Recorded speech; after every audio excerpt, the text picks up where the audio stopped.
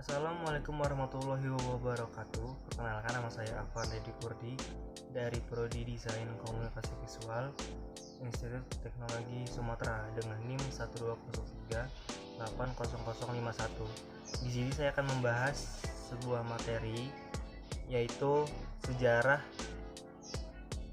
desain di Indonesia setelah tahun 1945. Yang pertama, di tahun 1945 itu poster Bung Ayo. Pada tahun 1945 Avandi mengadakan yaitu pada tahun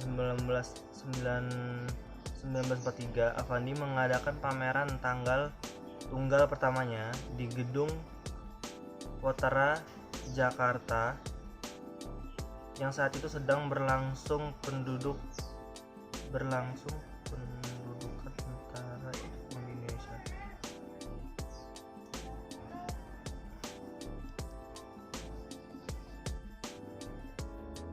Pada tahun 1943, Avandi mengadakan pameran pertamanya di Gedung Putra Jakarta yang saat itu sedang berlangsung kependudukan Jepang.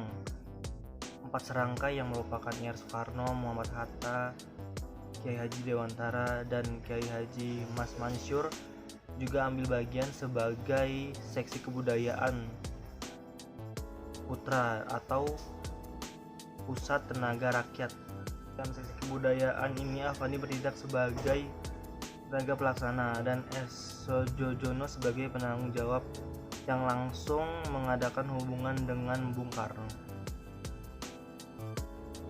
Pada tahun 1947, tepatnya tanggal 1 Agustus, berdiri Balai Pendidikan Universitas Guru Gambar di bawah Fakultas Ilmu Pengetahuan Teknik Universitas Indonesia di Bandung sebagai cikal bakal berdirinya Fakultas Seni Rupa dan Desain FSRD di ITB. Dan 1949 Akademi Seni Rupa pertama di Indonesia berdiri. Tanggal 15 Desember 1949 Akademi Seni Rupa Indonesia atau disingkat ASRI didirikan, yang peresmiannya harus dilakukan pada tanggal 15 Januari 1950.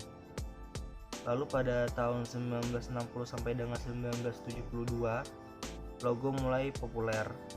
Iklan-iklan produk konsumen tampak mengalami kemandekan kreativitas, khususnya dalam hal penulisan naskahnya. Bagian besar rencananya produk iklan dalam negeri bertema anjuran memakai yang tidak menonton kata-kata pakailah selalu senantiasa digunakan dalam setiap teks iklan. Struktur verbal iklan masih tetap dipengaruhi oleh iklan-iklan zaman kolonial. Bahkan mereka pun masih banyak menggunakan istilah-istilah dari bahasa Belanda seperti tihur atau sewa, Barbie atau barber atau cukur rambut, restoran atau teacup, akhirnya dijual. Kata-kata ini memang sering dijumpai di ucapan di radio atau tertulis dalam kolom-kolom media cetak. Dan mulailah pada tahun 1967 perintis periklan modern. Orde Baru ternyata cukup sigap mengembalikan kestabilan politik dan ekonomi dalam negeri. Selain berupaya keras mengendalikan inflasi, pemerintah juga membuka peluang sebesar-besarnya bagi investasi baru. Pada tahun 1980, organisasi desain grafis pertama di Indonesia didirikan, yaitu IPSI. Organisasi desain pertama di Indonesia terbentuk pada tanggal 25 April 1980 dan diresmikan pada tanggal 24 September 1980 dengan nama Ikatan Perancang Grafis Indonesia IPGI, bersama dengan diselenggarakannya sebuah pameran besar bertajuk Grafis 80-an di Jakarta yang berlangsung hingga tanggal 30 September 1980 di Wisma Semi Mitra Budaya, Jalan Tanjung 34, Jakarta. Gerd Dambar, seorang desain grafis Belanda, memperkenalkan istilah semiotika dan komunikasi visual di FSRD ITB. Menurutnya, desain tidak hanya mengenai Tidak hanya mengenai desain untuk percetakan, tetapi juga moving image, display, dan pameran. Sejak tahun 1979, istilah desain komunikasi visual mulai dipakai menggantikan istilah desain grafis. Pada tahun 1980, pameran desain grafis pertama di Indonesia, yaitu pada tanggal 16 sampai dengan 24 Juni 1980 di Pusat Kebudayaan Belanda, Erasmushuis, Jalan Menteng Raya, 25 Jakarta. Diselenggarakan pameran desain grafis oleh 3 desainer grafis Indonesia, Henny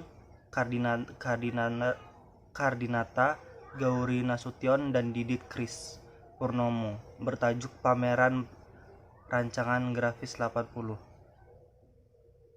yang diadakan oleh desainer-desainer grafis Indonesia atau Pameran Rancangan Grafis. Henry, Gauri, Didit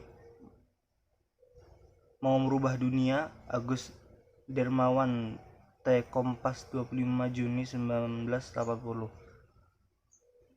Pada 1980 juga, akhir 1970 dan seterusnya, tumbuh perusahaan-perusahaan desain grafis yang sepenuhnya dipimpin oleh desainer grafis. Berbeda dengan biro iklan, perusahaan-perusahaan ini mengkhususkan diri pada desain non-iklan. Beberapa diantaranya adalah Vision (Karnadi, Sunarto, Citra Indonesia, dan Gua Grafik oleh Gauri Nasution. Di Bandung sebelumnya sudah ada desainer Center Disenta yang didirikan pada tahun 1973 antara lain oleh Ade Pirous, T. Sutanto, Prianto Sunarto, yang walau lebih mengendalkan pada disiplin seni grafis juga menangani beragam produk desain grafis, mulai sampul buku, kartu ucapan, logo, kalender, pameran, elemen dan elemen estetis gedung.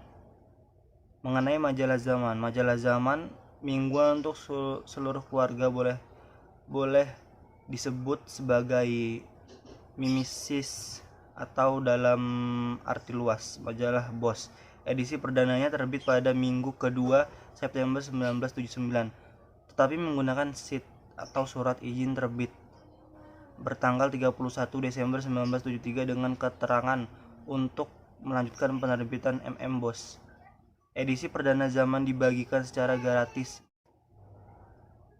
Baru pada edisi 1 tahun pertama, minggu pertama, Oktober 1979, majalah ini dijual dengan harga 250 perak. Diterbitkan oleh Yayasan Bapora bekerja sama dengan PT Graffiti Pers, penerbitan majalah Tempo waktu itu.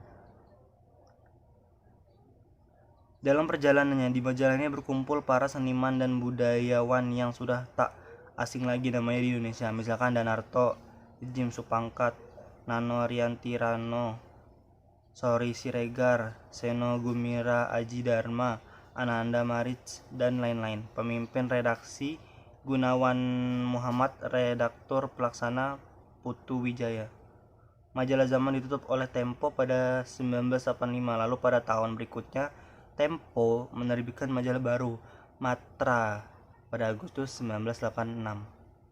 1989, pameran grafis Jepang Indonesia yang kedua bertajuk Grafis 89 diselenggarakan berturutan di 3 kota tanggal 23 sampai 30 Maret di Gedung Pameran Seni Rupa DIP Depdikbud